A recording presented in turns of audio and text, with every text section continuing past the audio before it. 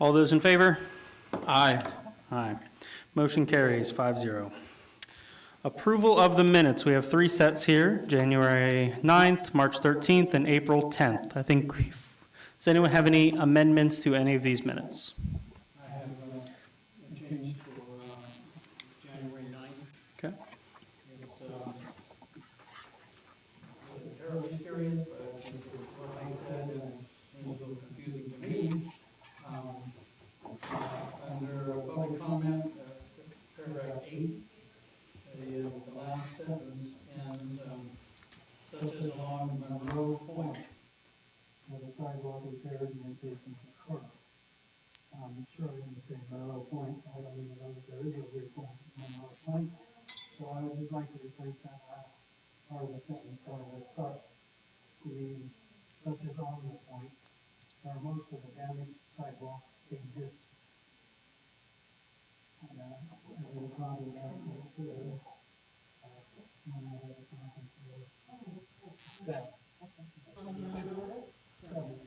Perfect. We can definitely make those amendments. Any other amendments to the 3 sets of minutes? All right, hearing none, do we have a motion to approve the minutes as amended? Oh, one more.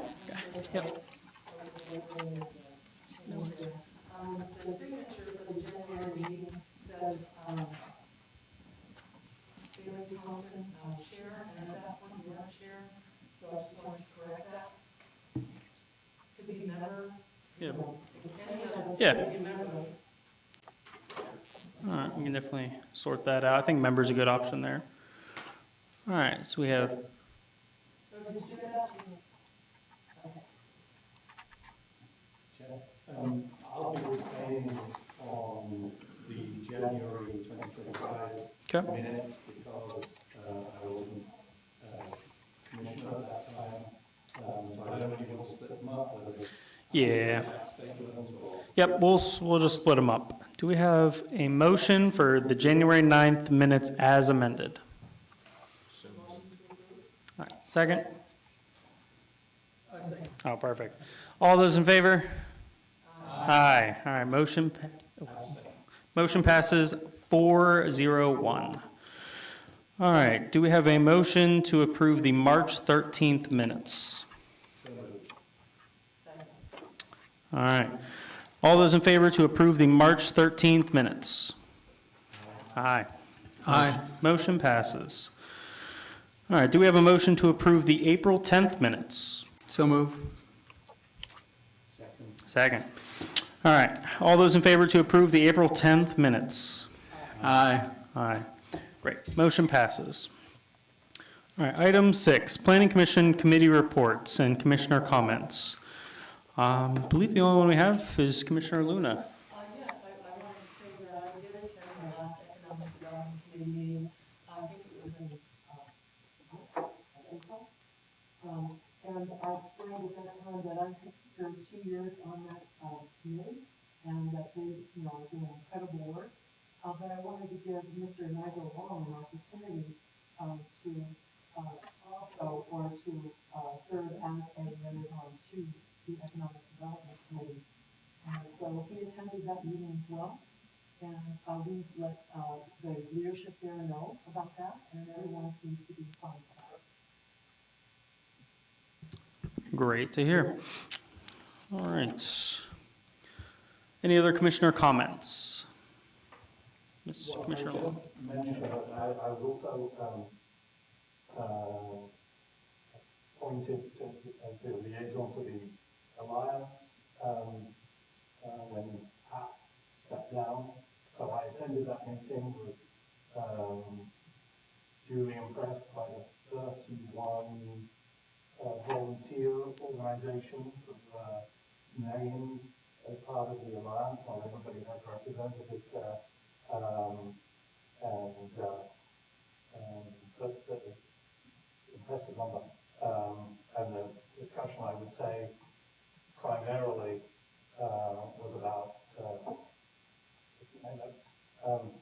the need for volunteers and about I don't think the issue is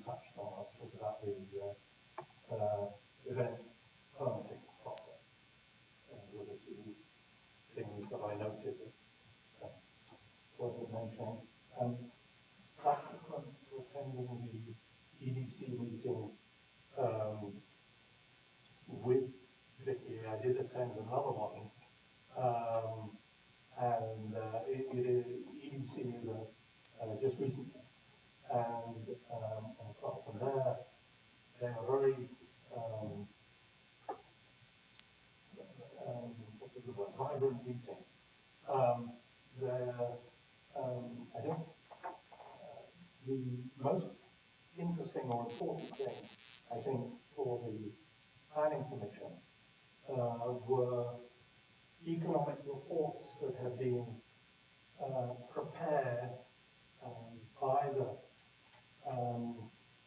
for the EDC, or maybe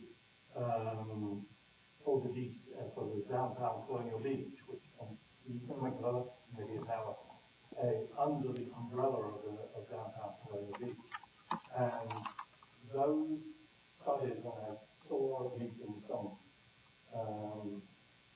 versions of those, I think will provide very useful information for our comprehensive plan review next year. We provide an up-to-date economic analysis of tourism and other elements, the things that are going on in the town. I'll be happy to act as liaison to make sure that those pieces of information get to the us group as we get ready to review the plan next year. Thank you. Thank you very much. Any other commissioner comments? All right, hearing none, move on to item 7, public comment for non-public hearing planning commission / land use items. The general public comment period is provided at each regular meeting. General public comment is reserved for comments regarding any matter related to the planning commission business that is not listed on the agenda for public hearing.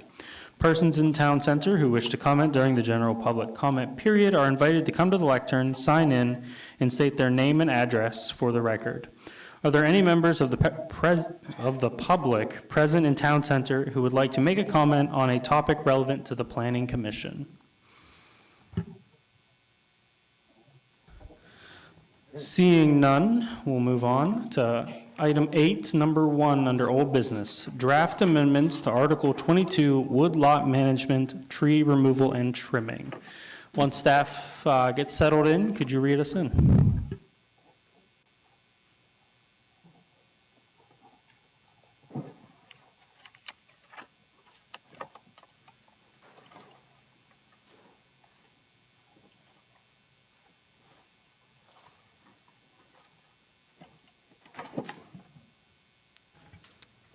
Mr. Chairman, members of the commission, I'm going to call Ms. Kurtz. She wanted me to call her on my phone so she could participate. She did not want to download the link that was sent to her. So I'm going to do that right quick and then read everyone in if that's okay.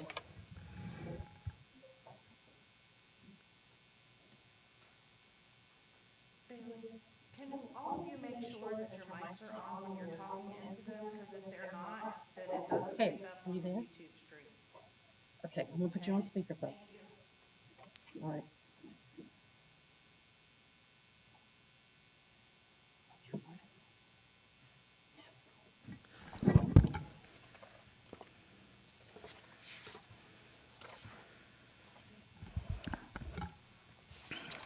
Mr. Chairman, members of the commission,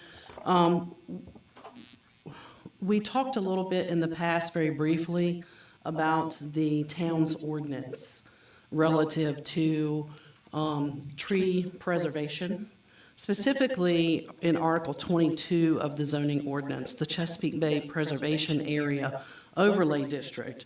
There is a requirement, and everyone's aware that there's a requirement for a woodlot management permit in town because portions of the town that are not in a resource protection area, and that's that 100-foot buffer that's near the water edges. If you're not in that area in the town, the whole rest of the town is part of a resource management area. And both of those areas are regulated by the Article 22 of the zoning ordinance, which is the Chesapeake Bay Preservation Overlay District. In both of those areas, you're not allowed to remove trees greater than 6 inches in caliper unless you obtain a woodlot management permit. The language in the ordinance last year was questioned because the language in the ordinance, while it follows the state suggested ordinance, is a little unclear when it comes to what is the definition of removal of a tree? We have had instances where people have trimmed trees, or we'll call pruned the trees, if you will, and they pruned them to the point where, or trimmed them to the point where the trees were not going to survive. It basically mutilated the tree to the point where we knew that it was not going to survive. But to be clear, the ordinance amendments are recommended here for you this evening to clarify what we mean in the ordinance when we say tree removal. And so there's some language that's been added. If you look at attachment 1 to the memorandum, there's been some language that's added. I'll go over the language changes because I think it's pretty clear. But under item B1D, there's a new sentence that's added. This language is found in other sections of the ordinance, but it was missing here. Land disturbance shall be limited to the area necessary to provide for the proposed use or development. And this talks about what happens during land disturbance, during a development and construction. But what it was missing was D, and that was that tree protection fencing shall be utilized to protect the remaining trees on a property during the construction process. It's something that we found hasn't been occurring. People have been putting silt fence up, and silt fence and tree protection fence are different standards. And so, there's a concern that if yes, you're having construction on the property, but if you don't protect the root systems of the trees that are to remain, they're going to die out very soon. And long-term, that's a concern. Not so much on the lots as when they're flat, but really as an overall environmental concern for the town as it begins to lose its mature trees over time. So that's added. In item 2, B2, this is where there's some language that's been moved around a little bit for clarity and some language added to talk about the two things. Number one is, what do we mean by removal? And then second, to clarify some of the language relative to the tree replanting that's required. So in 2, you'll see language that was added. I took out in A, the weakened trees, because that's going to be discussed. There's a section in here that talks about trees that are weakened, so instead of having that in the middle of the sentence, just moved it. But if you look here, there's some language that says that prior to commencing any tree removal activities, and so that's the term that we're using instead of it only saying tree removal. It's prior to commencing tree removal activities, which include removing/cutting down a tree or removing/pruning limbs from a tree such that more than 25% of the canopy of the tree is removed at once or over a period of time. And a woodlot management permit is necessary and is required if you do that. So prior to commencing, you must get a woodlot management permit. Then in CI, I've taken out some language because there's no table in the ordinance that it references a table that doesn't exist. And then in CI2, there is the language just ensuring that everyone understands that if there is a deciduous tree that's going to be used to replace one of the trees that's removed, then the caliper, when you measure the caliper for the size at the time of planting, you don't measure it at 4 feet. You measure it at 6 inches off the ground. And that is a more reasonable size tree for us to be asking citizens to plant. As the ordinance written right now, it would be several $100 for a tree that is 2.5 inches at breast height. that would have to be brought in. You'd have to have equipment to even put the tree out. So we felt like that was not what the intent of the ordinance was, and it's unreasonable, even if that was the intent of what the ordinance was. So we want to make it something that's more reasonable for the citizens. So we've changed that, and then also added, just to clarify for you all, so you'll know, that if you remove one tree in a resource management area, then it has to be replaced by 2 trees. That's staying the same. If a tree is removed in an RPA, it has to be replaced by 3 trees. That's still in here. We do have, which I didn't put in here, and I can, for clarity, we do allow, for circumstances where people have an issue with fitting both trees, like 2 trees back on their lot, we have allowed for people to plant shrubs in place of one of the trees. So we've allowed 3 shrubs to replace one of the trees. No, ma'am, it's not in there right now, and I can add it for clarity. It's something that we do from a practice. So that will be something that I will add in here, because like I said, it is practice. It comes from the manual from DEQ that allows for that alternative, and we've been using that as an interpretation or as a practice. So I can codify that in here. And then the other section that we affected was C double I, little I, and that is clarifying the language only in this section. We didn't make any changes to the requirements, but to just basically say, prior to commencing any tree removal activity as described above, any or for any tree larger than 6 inches, a woodlot management permit is required. And then I did add here the language that is clarifies, referring back to the tree replanting in the section before.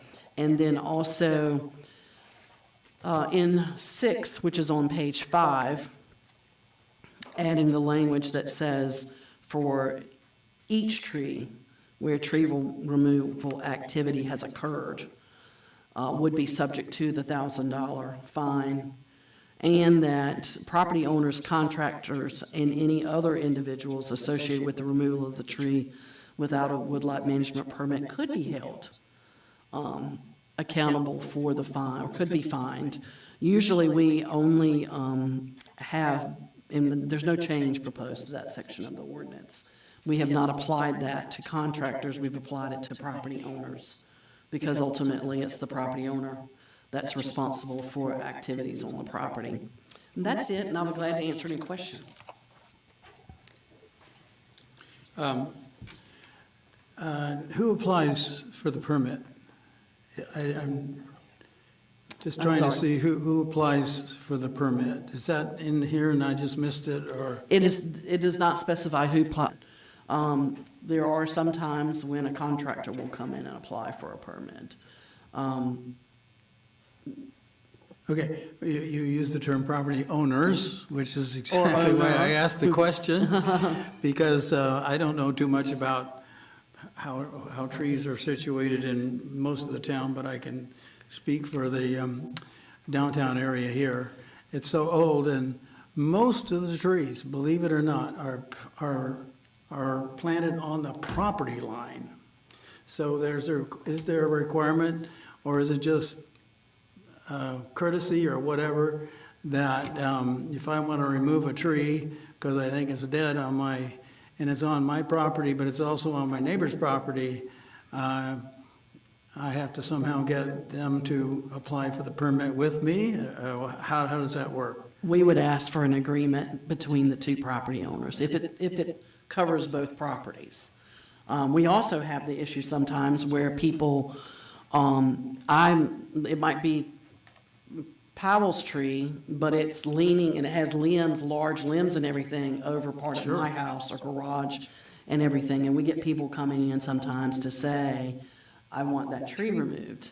And so I mean, we have to get the property owner of the other property, or they would have to. Get Okay, the so property owner. basically you're saying it's implied in the article here?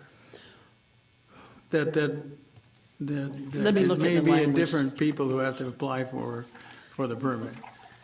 I Let me mean, look at the language, Mr. Christensen.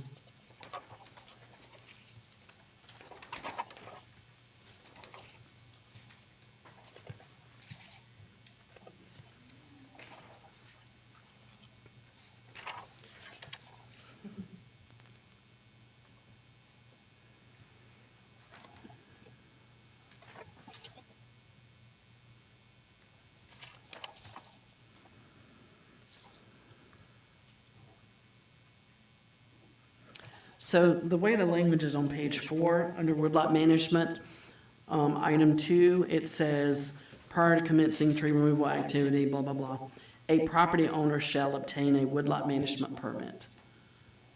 So it is the property owner's responsibility. Now, that means I can't cut the house tree down. And if I could say, we could change that to say a property owner or property owners, parentheses, because it would take, I wouldn't let you cut down a tree that is across you and Miss Luna's property without her agreeing to it. and that makes sense. I just wondered, because I can see it happening. You know, my son wants to cut down one of the trees that's, actually, there are 2 trees on the same property line with our neighbor, and that's an absentee owner. So, you know, but obviously we would have to do that, and we would do that, but it's just something, I always wonder if somebody would challenge. Yes, sir. Go with Commissioner Luna first. I want to say, I think that we have a long tradition of really protecting our tree canopy here in town. And Bob might remember when we had it some time ago. It really was a feature of one of the most attractive features of our town. And so I'm really glad that this language is in here. I noticed that during the rush of all the permits for new construction, builders were coming trees all over town. It was such a tragedy. And I know one was challenged, and it went before BZA, and that was, I think a step forward in the sense that builders now know that they can't just clear cut the trees. And we also worked as a commission on getting trees that are outside the footprint of the building construct to be protected and to be included in the site plan when they carry that forward. And I was wondering, could we see if fencing could be associated on the plat to show that those trees are being protected as well? Yes, ma'am, we can do that. And that's one of the reasons, now they show the land disturbing activity on the lot. Oftentimes, what we find is that the majority of the lots are fairly small, so when you have a smaller lot, like a 5,000 square foot lot, there's a large portion of that lot that is, disturbed because of the construction footprint and because of the smaller lot. One of the things that I think that I did include in here, which is something that I think the town should think about and talk about as we move forward with the comprehensive plan revision, and given, resiliency and all of that, and some of the protections that you get from trees, is that the town should look at during the comprehensive revision how to address tree canopy. Are there areas, but I think we need to hear from everybody, and that's why it's not a decision I think we should make tonight. Hear about tree canopy, hear about, maintaining trees in areas, perhaps within setbacks, trees of a certain size or something, but that has a larger ramification than what we're just trying to address this evening. All right. Commissioner Long. So I've got went through the proposal, I have a few suggestions. Sure, great. I do have a few suggestions to make, and I even put my microphone on.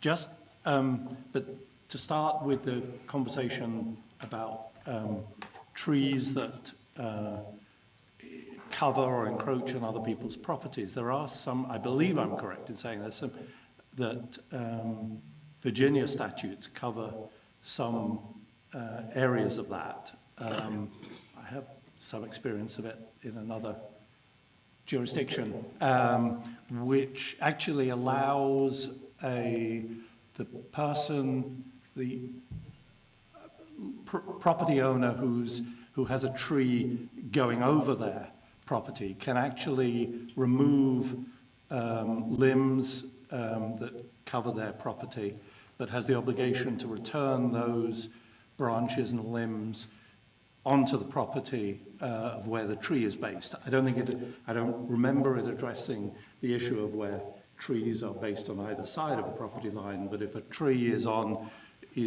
here and the limbs are all over here, you can, as I understand it, and I'm not a lawyer, but you can remove the limbs that cover your property and simply place the wood over there if that's necessary. I make that just as a comment in respect of what was said.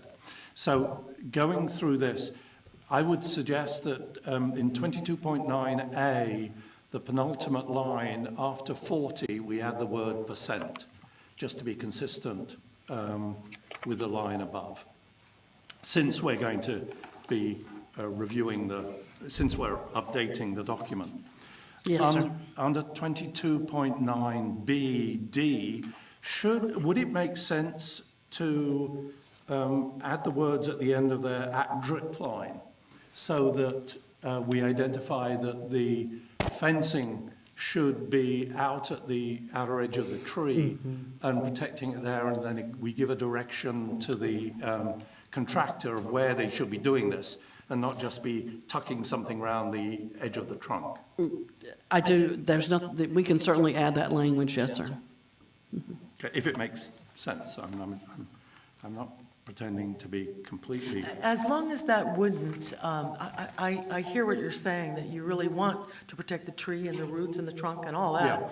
But if we increase the fencing area, it might be prohibitive for, some of the construction equipment to get in. And so I wouldn't want that to be an excuse for why maybe a tree should come down when, in fact, just protecting the trunk would have been sufficient. I agree with you. I mean, we At drip line haven't, where practical. I'm sorry, excuse me. At drip line where practical. Change it to the where practical so that they don't have that as an excuse. It might be too vague. I'm asking the attorney if he likes where practical. Sorry. I mean, it allows some interpretation for it. Yeah, I think it allows interpretation. Okay. Okay. Okay. You answered my questions about the 6 inches above grade. So down in, I don't even know where I am. Well, that happens a lot. Page 4, the woodlot management permit required. There's a section in the middle of, at the end of 3, which talks about further structural damage to the principal building. And I didn't know where the I didn't know where the structural damage suddenly appeared from. Is that perhaps somewhere else in the regulations and that's why it appears here? So one of the standards or considerations in this section has to do with consideration of whether or not that a tree is causing structural damage or has the potential to cause. I mean, so, and that language is not in the other section, but it's something that in here the town can consider. Dead, diseased, dying is what you find in the Ches Bay regulations. And a lot of people have, in the town's ordinance, it expands that to say, and if it's causing structural damage. For instance, we had one fairly recently that we approved because the gentleman came and brought us pictures where the tree roots were stopping up his water line to his house. So he brought that to us, and we were like, yeah, that's a problem. Because there's no way around running the water line somewhere else that, wouldn't be a problem. So we allowed him to do that. The other we've had before where the roots of a tree were causing damage to a foundation of a structure. And so we allowed that tree to be removed. So that's where that language is coming from. As it's worded here, it's saying that, so if I were come in and I say, this tree, I need to take it down, it's causing foundation problems, then this section allows the zoning administrator to say, okay, we're going to let you move the location of the tree that you're replanting or replacing it with to another location, and because we don't want the same problem to occur. And that's what that language means. So with regard to dead and dying trees, if a root is impinging on the structure of another person's property, then is that addressed in the language now? To me, that would apply the same way. It's still damage. It doesn't say, but you'd have to have that other property owner obviously agree as well. Or they could be the complainant, really. They could be the complainant, yeah. A couple more things. Are we tied to the DBH wording because of the Chesapeake Bay Act? That's the language that the Chesapeake Bay Act uses when it talks about how to determine the size of a tree. Did you have some different language? No. I think I had a discussion last decade, actually, when I first moved to Colonial Beach with the planning department about a tree and a discussion about what that dimension meant. Someone that wasn't as tall as me, and it became an interesting discussion. I really was trying not to go there. So, it would seem more up to date to use a height rather than a description of body parts. I would suggest that would be, since we're modernizing it, it would be a better thing to do. But I was concerned that it might impinge on our tie-in to the Chesapeake Bay Act. You and I had that discussion, but ours was not the awkward one that you're talking about. Can we move on from that? Should we? No, actually, what I was going to say is that I have seen ordinances that say measured 4.5 feet above grade. And we can absolutely change this to say measured 4.5 feet above grade. Since we are updating the zoning ordinance, and because I don't ever want to have that discussion again, I would recommend that you consider changing that wording, because more seriously, so that it's not subject to some unreasonable interpretation by somebody. Yes, sir. I think that's certainly acceptable, and I have seen it in other ordinances. Okay. And then almost at the end, in on page 5, section 6, it talks about the property owner will need to obtain a woodland management permit. Would it be clear if we added between will and need the word also? Because we're firstly talking about the fine, and then just to make the point that they need to get that woodlot permit in addition to paying the fine. Maybe it's not necessary, maybe it's clear enough as it is.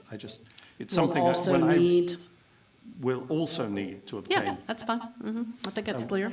A woodlot. So somebody doesn't say I did one or the other.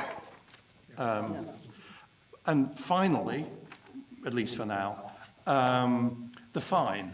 $1,000 a tree.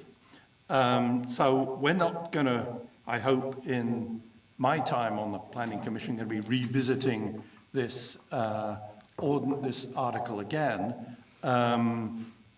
Is there a way of, should we be increasing the fine? Or B, should we be identifying a format with the fine which says it's currently $1,000 a year and then increased by 5% a year, or from 2025, or something like that, so that over time it becomes a more onerous charge. Yeah, I promise I think that's we'll have fine. I mean, I wouldn't do a cost of living increase or anything like that on a fine. I think you just set the fine and you change it from time to time. That's what the Virginia legislature does all the Okay. time. Thank you. Commissioner Luna. I was going to say that we've probably looked at this issue 3 times. This will be our 3rd time. And the second time, we increased the fine to $2,000. And at that point, it went back to council because state regs didn't allow us to go that high. So I think it's probably maxed out, and it could be that they've increased the amount since that time. I think that was a couple years back, but as far as I know, we're maxed out at that. Well then, sorry, but can I? Yeah. Can I suggest that we look at whatever the state allows us as the maximum? If it's increased above 1,000, we should consider that. If it's at 1,000, then I will leave it. But that was information obviously I didn't have. Yeah. Thank you. Uh-huh. Ms. Lynn. And I would agree with that, because I would like to max it out. Any other comments from commissioners? I just have a question, just for clarification. So, as I read this, only the property owner can apply for this permit. A local tree removal company can't come in and apply for the permit. We have allowed them. We have allowed them but with the understanding that the homeowner is the one that has to sign for the application. So it's plus that's our way of verifying that the tree company has a business license in the town. If they don't, I reject the application, or staff does, and send them across the hall to get their business license before the permit's issued. Okay, so in any case, the property owner has to sign the permit. Yes, they have to sign the application, and like I said, it takes care of the business license side of it. Okay, thank you. All right, I think we wrapped that one up pretty good. I see the recommendation here is we're looking for an advertising date for the public hearing on September 11th. Kind of the notes I've kind of pulled together here. Adding the shrub option, if one tree is not particularly capable, addressing joint ownership. We're going to look at the Virginia statute, is that on that as well? Adding the word percent in 22-9A. Addressing a drip line potentially in 22-9BD. Defining DBH. Clearing up the penalty section in 6 under will also need. And then we're going to examine the max penalty. Well, just the inclusion of the fencing on the site plan. Yes, fencing on the site plan as well. We're going to look into that. With those edits and that in mind, as staff makes recommendations, do we have a motion to schedule the public hearing on zoning text amendment 25-03 for the Commission's September 11th meeting? I motion that we hold the hearing on that. Second. All those in favor? Aye. Aye. Motion passes 5-0. Motion passes 6-0. Moving on to item 8B, draft amendment to Article 13, parking regulations, zoning text amendment 24-02.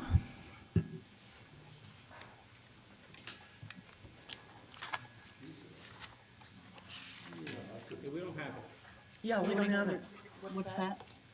I'm sorry. The parking regulations. Oh, the parking regulations, yes. This is the one page that I included in the packet. I did not include the old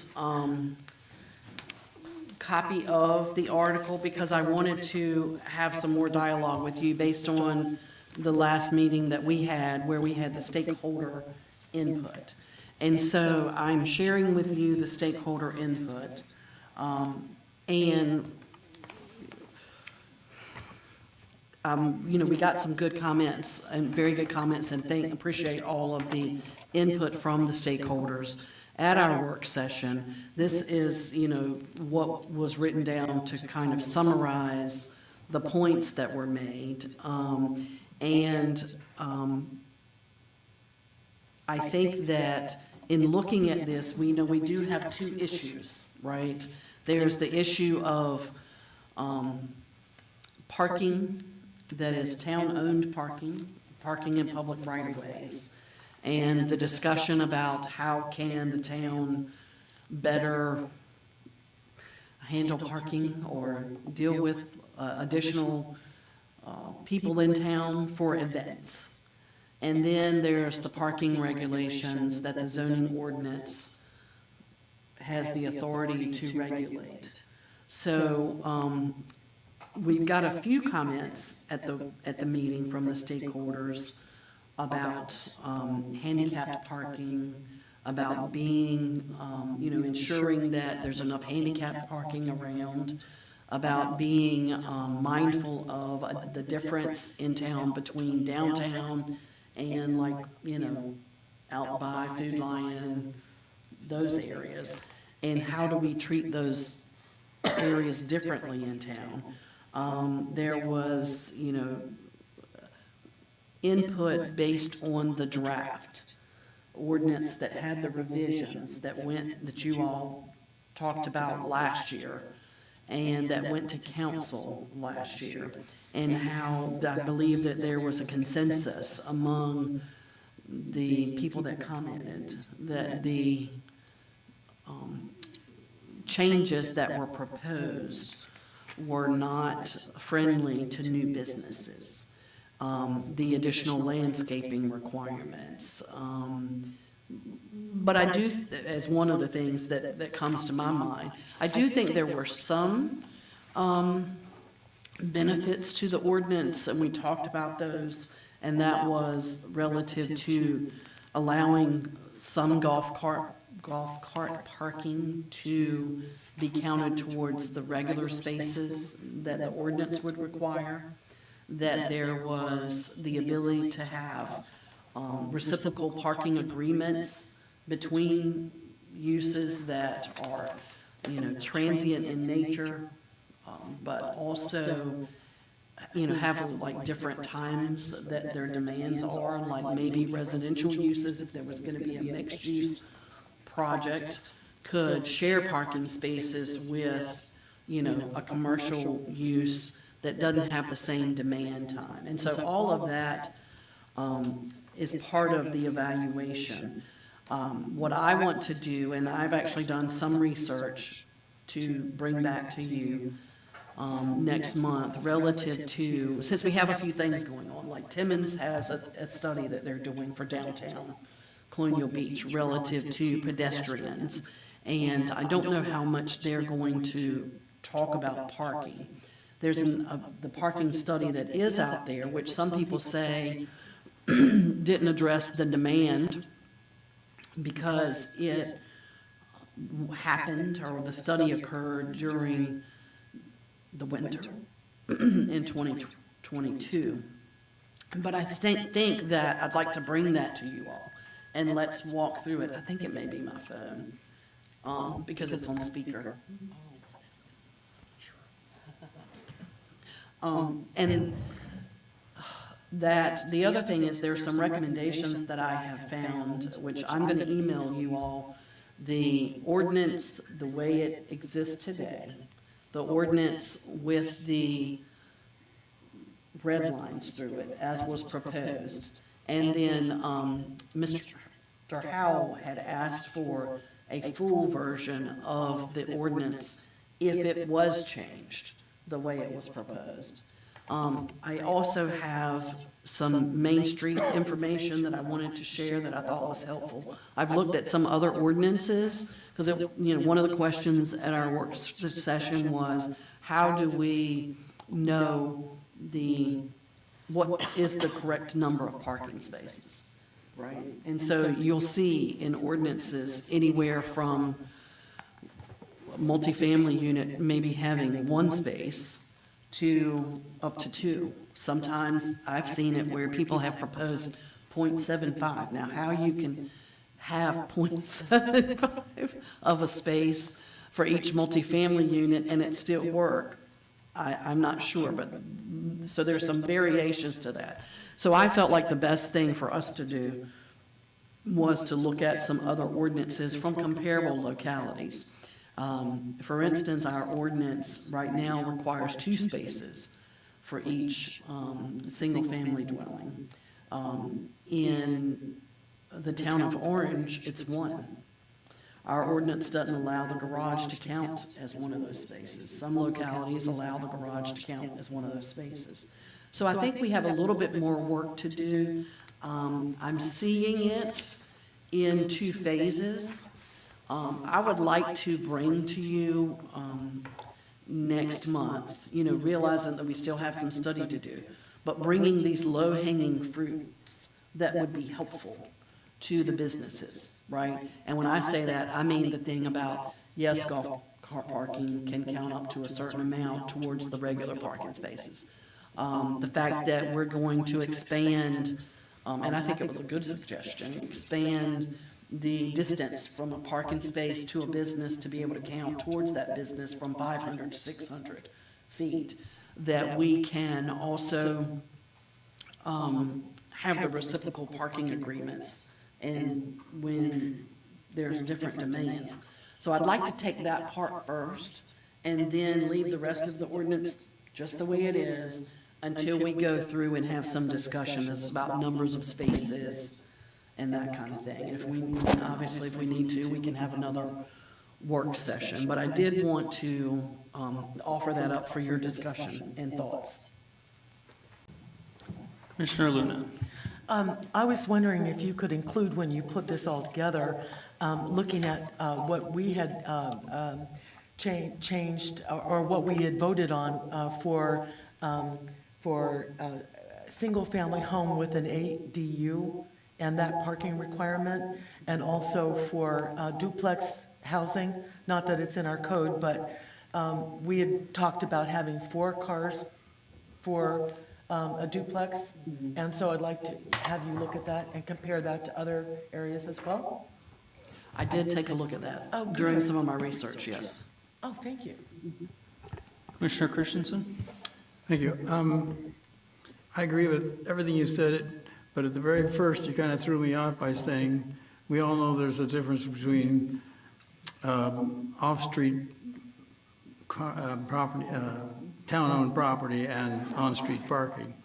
And so immediately I thought, wait, does that mean that the Virginia Department of Roads has some saying over what we have on parking spaces, or isn't it that the town can decide any street in town how the parking is, right? That's correct. And my apologies to you if I said that incorrectly. I You was probably trying. didn't, I'm sure. I probably have. If it's the way this week is going, I'm sure I did. But what I was trying to say is there are town parking lots, right? And then there are on-street parking lots, which that was me trying to differentiate between like the parking lot behind the museum versus the spaces along the street. Now, we have not, in the ordinance, don't treat them differently, right? And we weren't proposing to treat them differently. I think they are treated differently in some ways as it relates to events, right? In some of the satellite parking areas and that kind of thing, when the town has an event, like, but, yeah, that's what I meant. No, I'm sorry, but you confused me again, and it's my fault, I'm sorry, but you're saying that it sounded like you just said that the off-street town parking doesn't count like the street parking does? Or The way the ordinance is written right now, uh-huh. if you're in an RC district, the consideration can be given for you to be able to count any town or any parking space, town space, public space, if you will, I guess is the best word, any public space within 500 feet of your business. As well as street parking? And that includes street parking, yes, Okay, sir. well, that's what I thought. Okay, thank you, I'm sorry. All right, thank you for definitely the summarization of the stakeholder work session on June 12th. I think we got some good comments, good discussion here, and I think we'll be bringing it back next month for discussion. Commissioner Long? Yep. Are we bringing it back for yet a further discussion next month, or do we hope to have a recommendation that we can place to town council next month? I think if staff is able, I think the idea is draft ordinance, and maybe the recommendation is to schedule a public hearing. And also to wait for the plan that's coming out from Thames. So my plan is to bring back a draft ordinance. Okay. That would have what I refer to as the low-hanging fruits, and to not change or reverse the draft portions that were more encumbersome to new business development. And so that we can go ahead and get some of those easy checks approved and in the ordinance, recognizing that there's still work to be done on parking as it relates to the different areas and how do you accommodate that best in downtown and Main Street and still ensuring that everyone has enough parking. A little optimistic, but I would, like to see us moving things forward so that we can improve regulations for our commercial community where we are able to do it for now. Yes, sir. Thank you. Definitely a good point of clarification about we need to move the ball forward. All right, item 8C, doesn't look like it's in the packet, but it was on the agenda. We have updated commission's work plan. Yes, sir. I did not supply you with an updated work plan. As I looked back at it, the last update I had given you, the update that I need to tell you, obviously, is that the council approved the FAR changes. That was going to be my update to the ordinance, to the work plan. And then just updating, the public hearing that we're proposing coming up. So I will bring you an updated work plan at the next meeting, which will provide, the FAR. I intend to keep everything on the plan, but I'll update, the focus of parking and where we are with that, and that we have the public hearing for the woodland management, Article 22. Commissioner Luna. I was just wondering if we are anticipating a conditional use permit coming forward anytime soon? As part of the work plan? Phase 4, Dotson, I didn't know. I have no idea. I don't have any idea. Oh, okay, all right. Thank you. Well, so just, Mr. Chairman, that's a really interesting question based on what was presented to the town council by the proposed Phase 4 developer. So I just wanted to be clear, there is no plan in front of your department for any work to be done on Phase 4? I have not seen anything in my office at this point. Thank you. That was an interesting question because I'm sure that will put something on our work plan when it appears, not least in relation to the parking implications.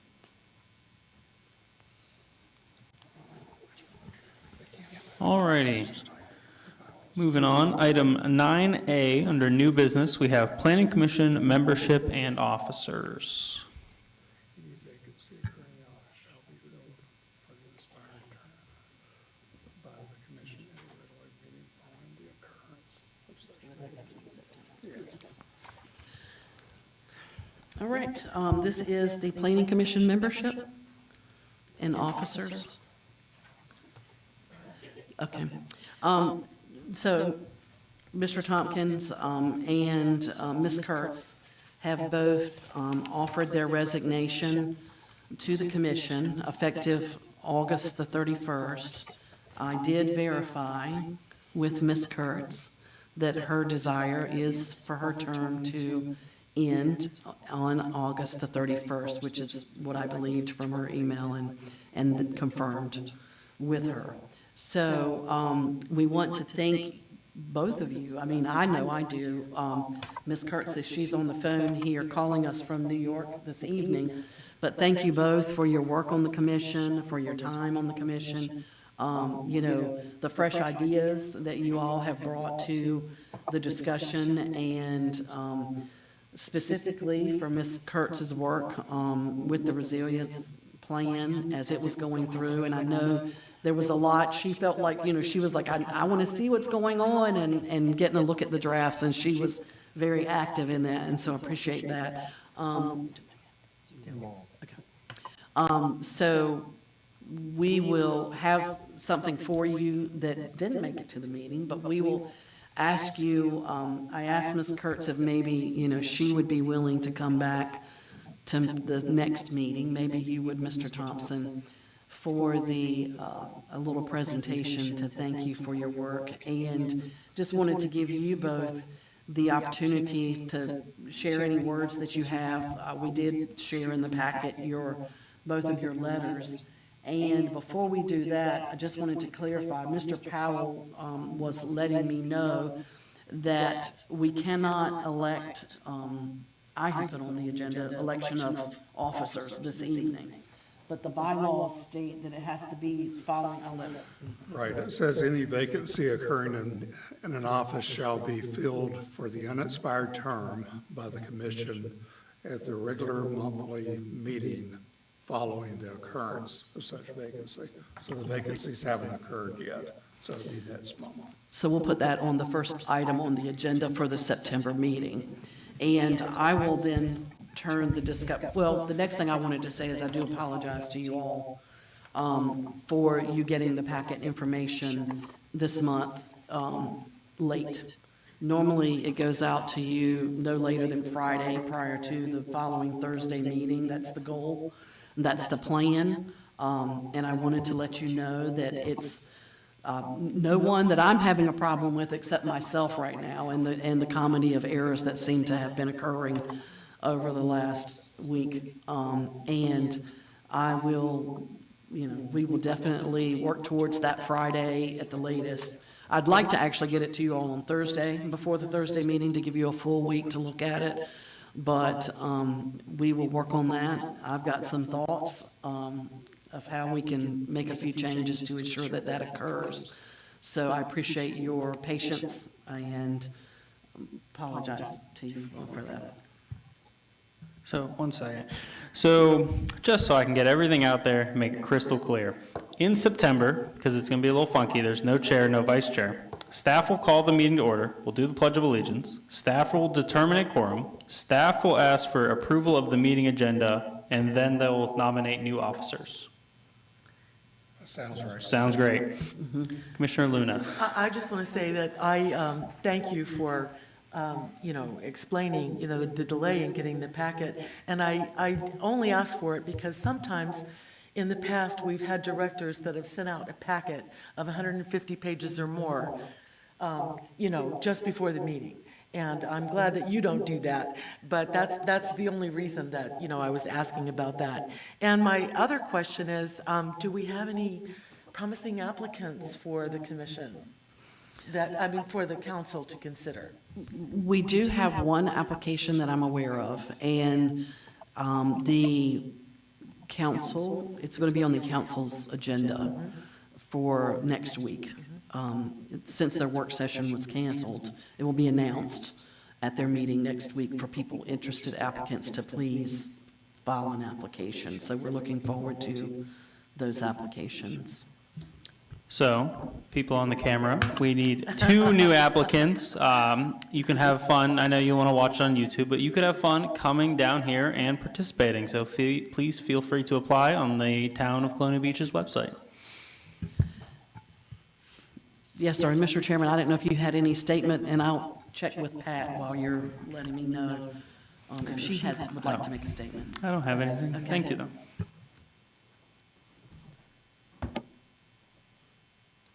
Hey, would you like to make a statement of any kind? Okay, I'm gonna put you on, I'm gonna hold you up to, hopefully this works. I'm gonna hold you up to my microphone. I'm getting ready to do that right now, okay? So I think the one thing that I would say, especially to new applicants, working on the planning commission is quite an education, but it's very interesting, and I think there's a lot that you can contribute.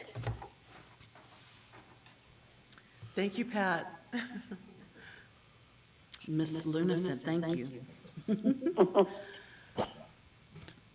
All right, moving on to item number 10, Community Development and Zoning Director comment. Any comment from staff? I actually had jumped to that item already when I wanted to let you know about the, my apologies relative to the packet. Did you all? Okay, so we also have here a fun, happy moment is we have John Salty, who is here. John is the new Community Enhancement Officer for the town. He's doing an excellent job. He's been here about 40 days now, I guess, and maybe a little bit longer. But John's going to say a few things to let you know he's got over 20 years of experience, I think, in development. So he's hit the ground running, and he's very welcomed into our department. Isn't that right, Melissa? Yes. All right, Commission, my name's John Salty. I'm local from King George. Grew up in this area my whole life. Went to college at Frostburg State in Maryland. Came back. I worked for the Department of Health for a while as an environmental health specialist, doing drain field designs and some other things. Left that to go private. Ran a company for about 20 years now. Just about closed out completely. Decided to come into this side of the world. I did drain field designs and installs, worked with surveyors, developers, that pretty much everything on the other side of the fence of what the Planning Commission here does. So happy to be here. Hopefully I'm helping out. I'm trying to learn a lot and get to speed on the process here, and hope that my presence will make things go smoother with Darla and Melissa. And so far everybody seems to be happy to have me in the office, which is nice. Yes. Well, thank you very much for joining the town staff. I know we all very much look forward to the impact you're going to make. Appreciate it. Thank you. All right, around the horn. Last opportunity to make a comment. Commissioner Long. Just welcome, John. That's great to have you here. Two questions or thoughts around that. Does that change, because I've heard some comments and complaints about it, the opening hours for the planning department to the public from town offices? Does it give you the opportunity to increase your availability, the planning office department's availability? So we have had that discussion.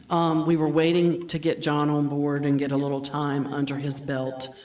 And we have been thinking about, initially going for, and so one of the misunderstandings that people have is that the department is only open 3 days a week. That's not true. The department's actually open 5 days a week. The department currently receives in the office customers, face-to-face customers, 3 days a week. But anyone can call and get help any of the other days. However, we do realize that that's something that we've been doing because of staffing. And so we've been thinking about trying going to 4 days, which we are ready to do. Obviously speaking with Ms. Tucker about that, but going to 4 days and then making sure that that's working and then going back to the 5 days. So I'll be talking with Ms. Tucker about that, but certainly appreciate the comment. Right, I think there are, I hope you're not overwhelmed on days 4 and 5, but I have heard comments from the community that having the planning department more readily available would be a benefit to the community, and I think that would be a good thing. And those comments were generally related, perhaps on a broader sense, which is not just a planning department issue, about everything we can do to speed the process along for help new businesses join our community. Now that's perhaps because I've been to some EDC meetings and downtown Colonial Beach and so on, and I've heard some of those comments, but I think everything we can do to make the town, from the planning department's perspective, more business friendly will be good for our community as a whole. So that's a good thing. I had one other, since you're letting me talk again, one other thought, and that was about our the availability of our zoning regulations. You will know that a member of the public contacted me directly. We need to move my name down the email list on the Town of Colonial Beach website so they don't reach out to me, about some issues they had, and they were all resolved. They were really not really planning issues, I would say, and I didn't get involved personally. But the comment that was made was that it was very hard for members of the community, maybe not professional builders who are working with our zoning regulations frequently, to search and understand our zoning regulations. There are, and I'm not looking at it here, but 6 or 7 different screens you've got to go to where the index says zone, regulation 1, 2, 3, 4, and then it's 5, 6, 7, 8, and so on. I think it's very user unfriendly. Personally, if I was trying to figure something out, as this member of our community was. Could we not simply put the zoning regulations into AI, get them made into maybe a one, have them as a location where the regulations can be searched in one place, so that if they want to know about some element of zoning and seeing all the places that particular topic is hit, that could be done. We could probably find people who are very much more competent than me to do that, but it seems to be something that should be possible to do. So I wanted to put that thought out there. So 2 comments, if I might, Mr. Chairman. Yes, Commissioner, we spoke about that, and I agree with you. The way the ordinance, and there are several things about the current website for community development that we've talked about. All of us in staff have found that could be improved. And so we have begun a list of those items and are working with the Assistant Town Manager, Kyler, on getting some of those changes to occur.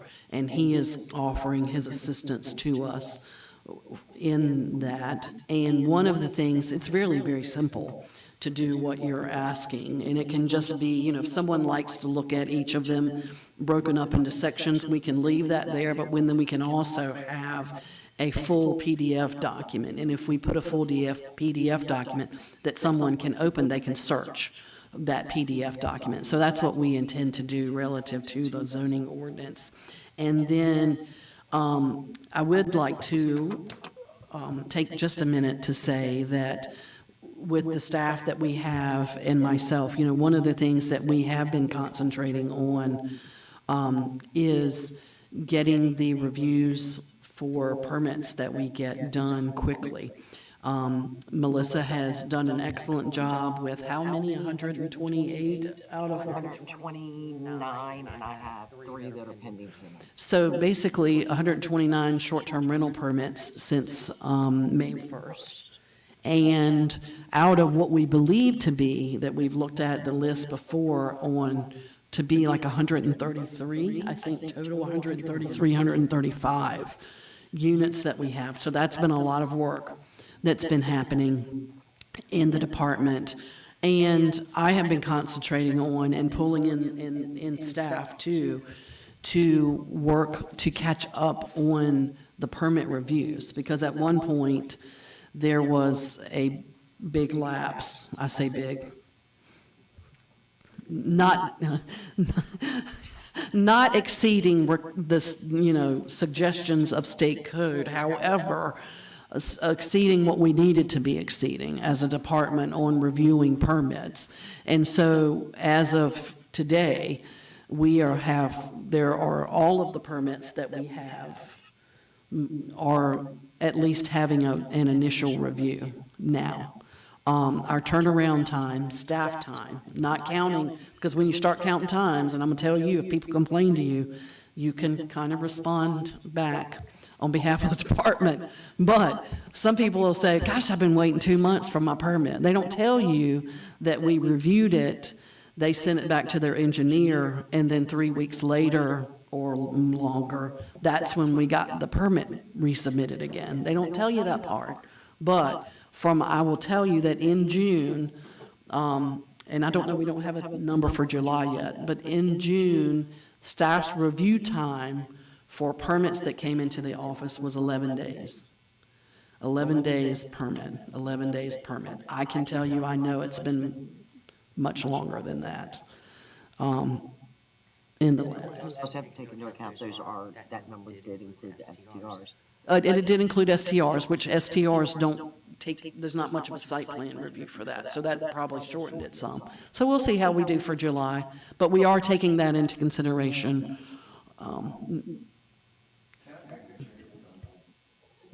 Go ahead. One of the things I want to make sure, and by the way, congratulations on both of these hires. Yes. The work product has improved substantially. And I want you to keep in mind, if you will be so kind, we have more staff, so we assume now that we can have more face-to-face with customers. And that's true to some degree. But you don't want to walk into a Burger King and see 15 cashiers and 1 cook. So we have to have people who are actually creating that work product that we have. So we didn't hire a clerk to meet people at the desk, okay? And so I just want to let the commissioners know that being abreast of this over the past few weeks, the amount of work product that is picked up, how much more quickly it's being done, is simply astounding. And I think it's going to be self-evident in a very short period of time. So all I'm asking you to do, you're obviously much more adept at running a department than I ever would be. But remember, when you're making your Whoppers with cheese, you need as many cooks as you have cashiers, right? Yes, sir, then that's very true, and that's one thing that I realized this past week. Yep. Thank you, Councilor Wood. All right. The Planning Commission will next meet for its regularly scheduled meeting on Thursday, September 11th at 5:30 in Town Center. As all business included in tonight's agenda has concluded, we are adjourned.